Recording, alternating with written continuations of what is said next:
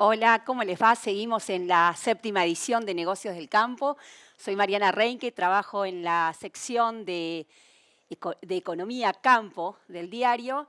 Y bueno, me acompañan dos grandes amigos, Fernando Bertelo, de edición digital de la web, y otro gran amigo y editor del papel del suplemento Campo. Y bueno, entre nosotros vamos a estar, analizando un poco las perspectivas del sector, un poco qué es lo que está pasando, cuáles son los desafíos en un mundo bastante y un mundo convulsionado y una Argentina también convulsionada.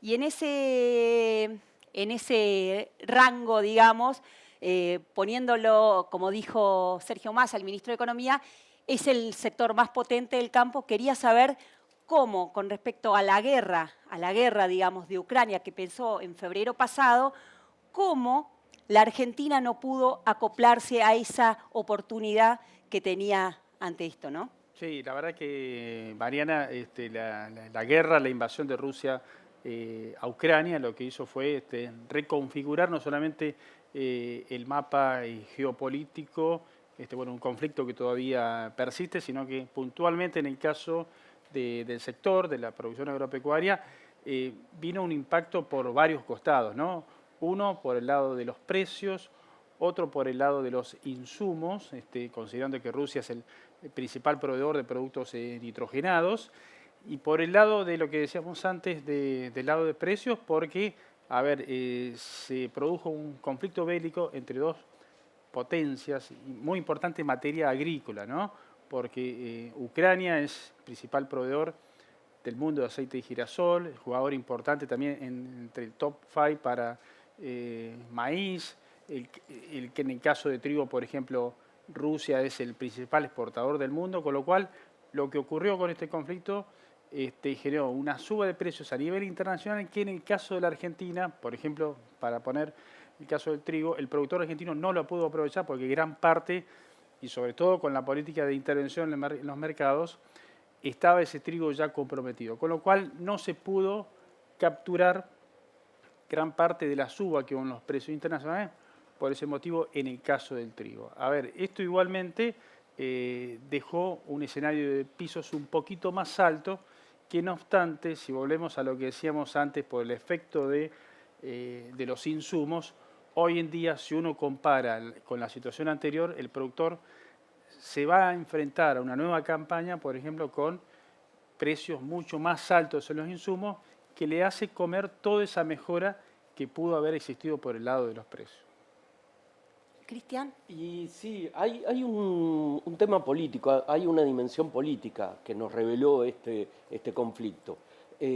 Porque los organismos internacionales, cuando se desató la invasión, cuando Rusia invadió a Ucrania y en el mundo se empezó a hablar de una crisis de seguridad alimentaria con un posible estallido de conflictos sociales en África del Norte, como habían ocurrido en el 2012, también en un momento en el que habían subido en forma muy importante los precios de los granos, especialmente el trigo. Esos países son importadores netos. Tanto en la OMC como en la FAO, lo que se recomendó es que los países no aplicaran políticas restrictivas con las exportaciones. Tuvimos el caso de la India, que prohibió temporalmente Sí. las exportaciones de trigo, está bien porque tuvieron una sequía, pero igual hubo un caso de Indonesia con aceite de palma. Y la Argentina, como decía Fer, como sabemos, encuentra a este escenario con un gobierno que cree que hay que desacoplar Los los precios precios unos con internos los de internos. los precios internacionales. Y bueno, y volvemos, no, dejemos a la India, dejemos a Indonesia. ¿Qué pasó en los países de la región? Porque eso es importante como para ver qué ha Sí, pasado. ¿y qué se hizo? Bueno, a ver, es muy fácil, ¿no? A veces ver los ejemplos de la región para tratar de copiar las cosas que sirven y por otra parte tratar de copiar las cosas, no copiar las cosas que no sirven o son perjudiciales para el caso del sector. A ver, la Argentina siguió con la política de intervención en los mercados, el caso del trigo, el caso del maíz, la carne ya venía con un cepo del año pasado, pero también siguió con la cuestión de las retenciones. O sea, la Argentina es como que, para volver a esa palabra desacoplar, se desacopló de la posibilidad de tener buenas oportunidades de negocios. Eso Claro, lo quiso. fíjate, y el ejemplo contrario lo tenés en Brasil. Eso. Brasil, desde hace años, viene manteniendo una política, a pesar de los diferentes gobiernos, signos ideológicos, el PT, ahora Bolsonaro, de apoyar a la agroindustria. O sea, tuvieron distintos gobiernos y nunca hubo un gobierno que fue contra el campo. Bueno, tenemos el dato que, por ejemplo, Brasil se prepara para ser autosuficiente en trigo. O sea, un mercado que históricamente era argentino y era casi exclusivo de la Argentina por el Mercosur. Ahora, el Embrapa está logrando desarrollar un trigo que se desenvuelve bien en zonas tropicales, subtropicales, y en pocos años va a ser autosuficiente en materia de trigo. Con lo cual es una alerta claramente para la Argentina de que los mercados no son cautivos, más allá de que la Argentina, Cristian, también en trigo trató en los últimos años de diversificar a otros países del sudeste asiático, ¿no? Pero Brasil sigue siendo clave en cuanto a la compra de trigo argentino. Y ni hablar, por ejemplo, el caso de maíz y soja. Claro. Que, bueno, no han tenido políticas de retenciones, control de mercados, de brecha cambiaria, y la expansión de la soja en Brasil, en 20 años, ellos, además de aumentar la frontera agrícola, lograron incrementar los rendimientos. En 20 años aumentaron un 28% los rindes de la soja en Brasil. Porque capturaron tecnología, o sea, utilizan tecnología. Los vuelvo a traer considerando, hay que hacer una salvedad, que ellos se sumaron mucho más tarde que la Argentina, por ejemplo, al desarrollo de la biotecnología. Acá la biotecnología en soja empezó en el año 1996. En Brasil, después de idas y vueltas en materia de la justicia, efectivamente empezó la soja transgénica de manera formal, legal, en 2004. Bueno, y los vuelvo a traer a la Argentina porque, bueno, en los últimos meses también hubo algunos cambios acá, sobre todo en el gobierno, y el rango de Ministerio de Agricultura desapareció y pasó a ser Secretaría dependiente del Ministerio de Economía. Julián Domínguez, el exministro, venía haciendo un trabajo bastante importante con la mesa de enlace. ¿Cuáles son las cosas que quedaron en el tintero y de la gestión, digamos, de Domínguez? ¿Y qué desafío tiene más ahora con esta nueva conformación, ¿no? Mira, han quedado temas puntuales como que Domínguez tenía intención de lograr un sistema para la protección intelectual en semillas. Por ejemplo, empezaron con un plan ganadero. Pero, de hecho, todo este cambio de funcionarios, lo hemos visto ayer en la reunión que hubo en Agricultura con técnicos de la mesa de enlace, hablan como si fuera un gobierno recién llegado. Otra vez, los técnicos de la mesa de enlace les tienen que explicar todos los problemas que... Eso lo marcaban en la agenda, exactamente. Hoy Achetoni decía, volver a repetir una agenda que ya está... Ya está en el mismo gobierno. Para ponerlo de otra manera también, a ver, los subsecretarios de Agricultura, el subsecretario de Ganadería, la persona que en Agricultura tiene el control comercial, que es el que está mirando qué se exporta, cómo se exporta, son los mismos. O sea, cambió la figura política, pues está Juan José Bailo como secretario de Agricultura, pero la gente que fue de los técnicos de la mesa de enlace a hablar con las autoridades fueron por los mismos problemas. O sea, ya lo saben. No hace falta que, más allá de que obviamente haya un secretario de Agricultura nuevo, que le tenga que decir el ABC de todas las cosas que ya se vienen planteando. Ya las saben, o sea, es una cuestión quizás más política, y acá me parece que va al fondo de la cuestión. ¿El gobierno quiere cambiar algunas cosas? ¿Va a seguir con la política de restricción en los mercados o no? Porque están hablando, por ejemplo, para la gente en general no conoce, pero hay una categoría vaca que se llama C, que es una de las vacas de descarte, que probablemente le den eso como gesto al sector. Pero es algo muy poco. Y fíjate, Fer, que para mí hay una cuestión ideológica. O sea, tiene dos posibilidades.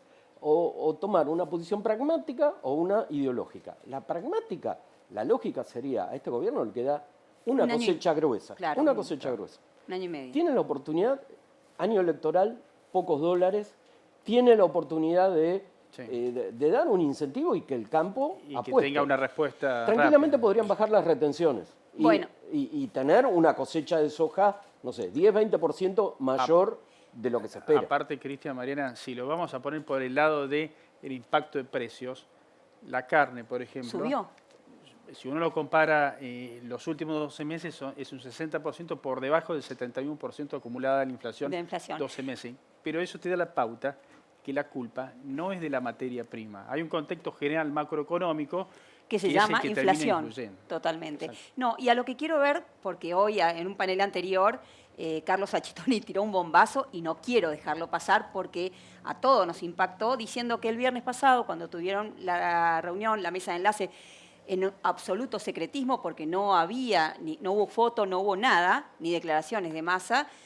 Massa parece que le había sugerido, le había dicho a Achitoni, a todos los que conformaron esa reunión, que no iba a ser candidato a presidente para esta elección del 2023, sino para la elección 2027.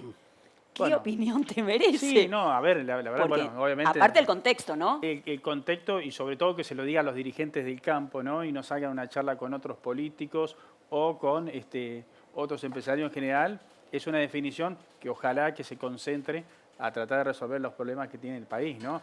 Pero eso que vos mencionás del tema de la elección me parece que abre una oportunidad muy importante para la dirigencia también, o sea, cómo se va a plantar la dirigencia de cara al próximo año. O sea, quedarse solo en el reclamo sabiendo que un gobierno que no es de hacer drásticos cambios o tratar de decirle a la gente del partido político que sea, de la orientación política que sea, a sus productores, decirle, bueno, traten ustedes mismos de meterse en política para tratar de, desde ese lugar, ver si se pueden cambiar las cosas. ¿Tu opinión? No, es que se corre el eje de la discusión hablando de candidaturas y no de los problemas que serios. aquejan. Digo, de los problemas serios. O sea, se está por sembrar el maíz, se está por sembrar la soja. Ya hay señales que la Bolsa de Comercio de Rosario dijo que caería un 4% la superficie sembrada con maíz. Aumentaría en soja unas 700.000 toneladas. Está bien ¿Por que qué tiene sería que el ver, motivo? Si vos perdóname, tiene que ver con el tema de la sequía, pero también se sabe que con el maíz, que es un cultivo que requiere una inversión más alta, bueno, por la incertidumbre, por las trabas a la importación de fertilizantes, bueno, probablemente los productores, o haya productores que empiecen a tener una actitud defensiva. Cuando la Argentina, el contexto mundial, el propio Massa lo dijo en su conferencia de prensa, que tenemos que pensar en producir proteínas, debería invitar a otra cosa, tener una actitud ofensiva, a produzcamos más, atraigamos capitales, atraigamos inversiones, generemos trabajo. Y en vez de tener una actitud tan conservadora de decir, ay no, las retenciones no las toco, las exportaciones de carne no, la categoría esta no. O sea, se van a perder en eso, y me parece. Recordemos la definición política que dio el ex ministro Domínguez, ¿no? Carne, trigo y leche, carne, trigo, Bienes maíz, culturales. bienes culturales. Bienes Con lo cual hay culturales, una sí. concepción política de fondo en el gobierno que es el que traba la posibilidad de desarrollo. Bueno, nos queda poco tiempo, vamos a ir redondeando y yo lo que quería tratar de ver ese vaso medio lleno para no tirar todas palias, que es lo único que estamos haciendo desde que empezamos a laburar.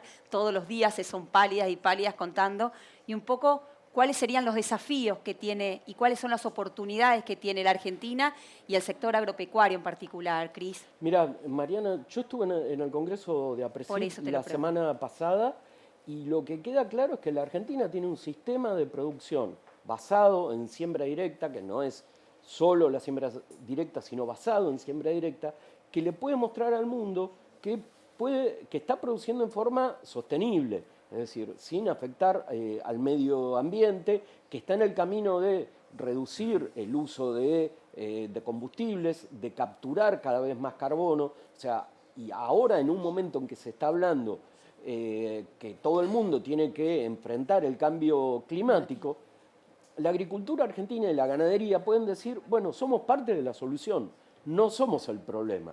Hay muchas cosas para hacer, pero hay muchas cosas muy buenas. Que se están haciendo bien. Comparado con otros países como Europa, que hemos visto que hay manifestaciones de productores que tienen una forma de producir ya muy antigua y Claro. con uso de insumos bastante Agresivos.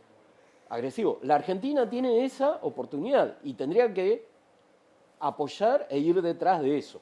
El gobierno debería ir. El gobierno una y política todos, y pública. todos. Digo, el gobierno, como decía Fer, la oposición, el sistema científico, esa me parece la oportunidad. Sí, yo creo que un Claro. poco se resume también con algo simple como que dejen a la gente del sector que haga lo que mejor sabe hacer, ¿no? O sea, porque cuando pasa todo este ruido político, económico, ¿qué pasa si voy a tener gasoil disponible, si voy a tener el fertilizante disponible, si me van a permitir exportar cuánto, si me van a trabar en algún eslabón de la cadena la posibilidad de comerciar?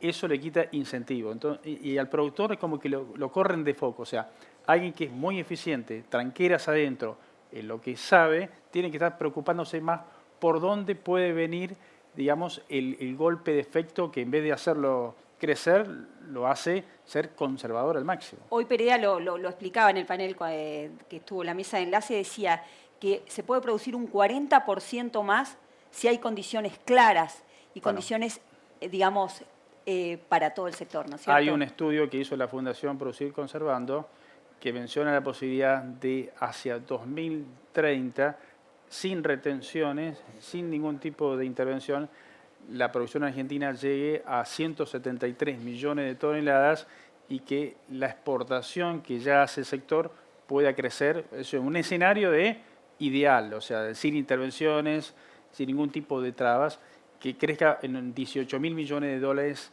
extra la exportación agrícola. La última pregunta, que te lo vuelvo a tomar el tema de Massa, ¿qué papel crees que juegan las elecciones en un sector que, obviamente, en un gobierno que necesita dólares para seguir trabajando, para seguir existiendo, y un campo que está como presionado para no producir, ¿no? Y bueno, seguramente la oposición trabajará sobre su base, la región pampeana, Buenos Aires, Santa Fe, Córdoba, Entre Ríos, parte de Mendoza. El peronismo volverá o se quedará en sus bastiones, pero me parece que se está perdiendo esa oportunidad de decir, bueno, fijemos políticas de Estado de largo plazo para que en la Argentina pueda haber desarrollo. Me parece que ese es el tema que todavía no se discute o no se llega a una realidad. Me quedo con eso y creo que año a año venimos repitiendo lo mismo. Son reglas claras, a largo plazo, es lo que necesita el sector para seguir produciendo y que le saquen el pie de encima, ¿no es cierto? Muchísimas gracias.